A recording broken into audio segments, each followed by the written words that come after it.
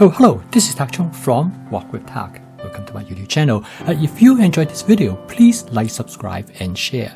Feel free to write to me at walkwithtak@gmail.com if you have any questions regarding this video or any other videos that I've posted in the past. Please feel free to leave a comment below the video, and I'm looking forward to hearing from you.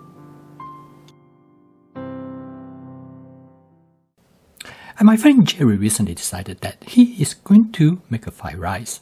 This is going to be the first time for him to make a fried rice. And he asked me, can I give him some advice to make sure that his fried rice is going to turn out great? I told him that it is really simple to make a fried rice, particularly in the case that he has adopted my fast cooking system. With the 4 attributes in flavor chasing, advanced prepping, stir frying, and template-based cooking, he can apply all of these 4 attributes in how to create a fried rice. The fried rice is very simple to make. Basically, the approach to make a fried rice is use template-based cooking. Now, the template-based cooking is an idea that you use a template, which is the basic guidance of how to cook a particular dish. It includes all the basic steps. However, because it is a template, it is possible for a person to make changes, to make substitutions, as long as he can follow the basic template. And this is an excellent approach because he basically cooked the same dish over and over again, except he made changes. Now, when it comes to Jerry, I recommended him for his first fried rice is to use a type of rice known as basmati rice. Now, there are many different kinds of rice, and people find that they prefer one rice over the other. But probably one of the most popular rice to make fried rice that always most people find it to be attractive and delicious is this basmati rice.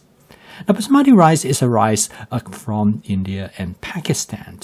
It is a long grain rice, and you can cook this rice in the same way as you will cook your regular rice. You just wash the rice until the water runs clear, and then you use your rice cooker. You use a ratio of 1 part of water to 1 part of rice. Now, after you cook the rice, you will find that the rice has very long grain, and it is relatively dry, not as moist as some other rice. In order to make fried rice, you store the rice in the refrigerator for about 24 to 48 hours before you use it to make fried rice. This will allow you to dry out the rice. I'm going to make this rice in my Cuisinart 14-inch stainless steel wok. I'm going to start out with about 2 tablespoons of canola oil. You can use whatever cooking oil that you would like. This is important for you to season your wok. And I use a method called spot seasoning. What I do is that I simply heat up the oil until it starts to smoke gently. And I turn down the heat and I let it smoke for another 15 to 20 seconds. And this is a time when the wok is being seasoned in creating a non-stick cooked surface. And I call this spot seasoning because I can season the wok each time before I start to cook. Now, the key is that you do not want anything stick to the bottom of the wok during the cooking process, particularly with egg. Egg has a high tendency to stick. So in here, I use about 6 eggs, but you can just use whatever you want. And I season the egg with my Walk with Tak basic seasoning mix. This will make the egg taste a nice umami flavor. As you can see, the egg did not stick to the bottom of the wok at all because I can move the egg freely on the surface of the wok. That is an excellent sign. If your egg starts to stick, you know that your wok is not properly seasoned. I'm not going to stir fry the egg too much.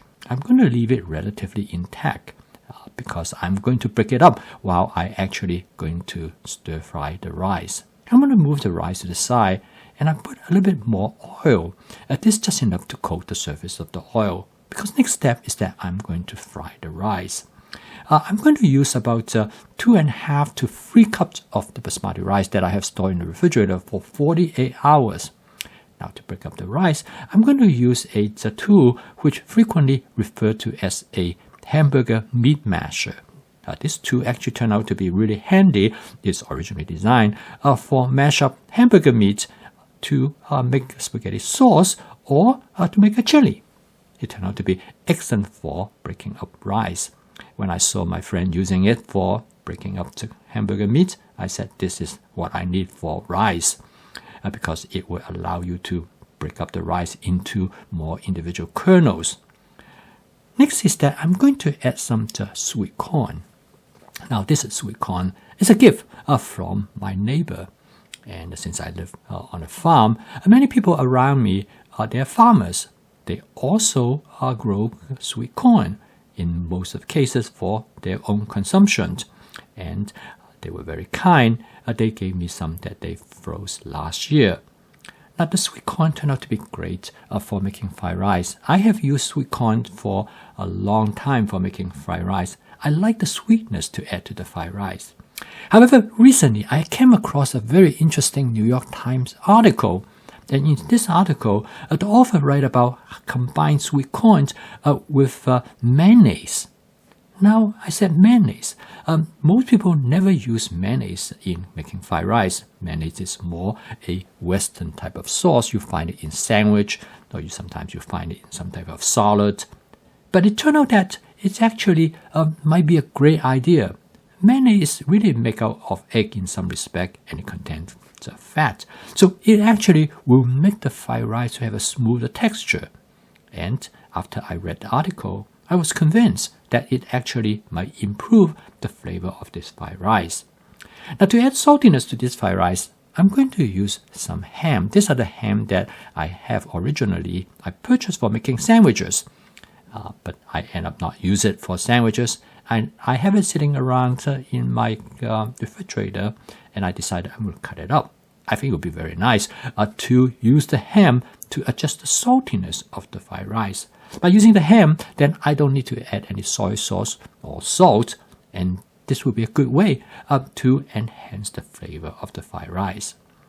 Last but not the least, I'm going to add a little bit of scallions. Now these scallions are the green part, which is the top part of the scallions. I cut it up into small chunks. Now scallion is great for garnishing almost any type of dishes. Scallion has two parts. This part is the part which in the portion on the top of the scallion, they tend to be relatively mild. So it not only that it adds flavor to the fried rice, but it also makes the fried rice look nice with the green color.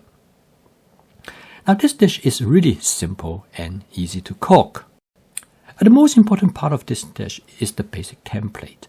The template calls for the type of rice. In this case, it calls for the basmati rice.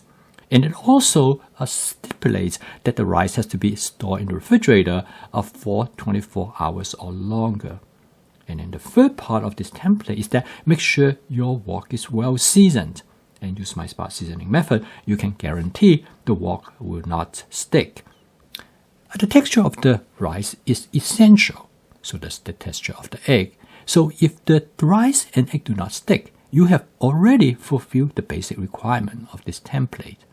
The remaining part of this template, which use different type of food ingredients, you can make simple and easy substitutions because they really will not matter that much.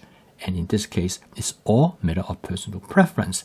And it almost you are certain that your fried rice will be turned out great.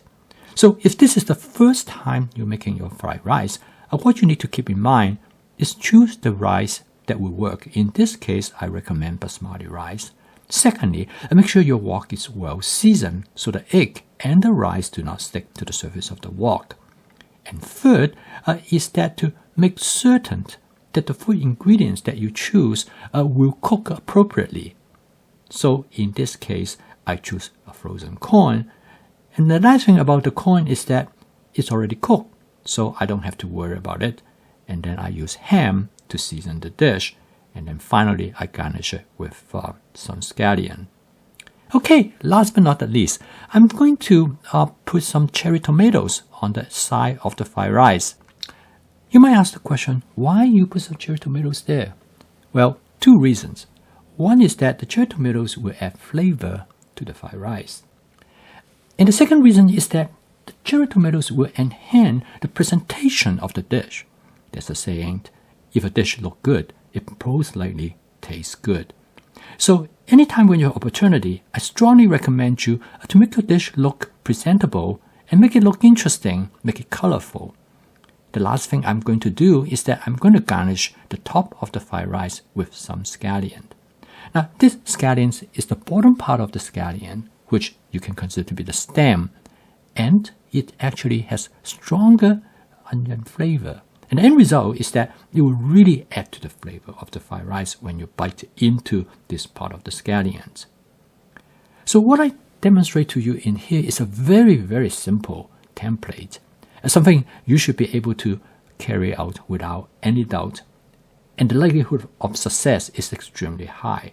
Remember, the basic step is that it is a template. And the most important of the template is to choose the right kind of rice. Secondly, is that make sure your wok is well seasoned, so your egg and the rice will not stick and burn to the bottom of the wok. Once you have achieved these two goals, the rest is simple.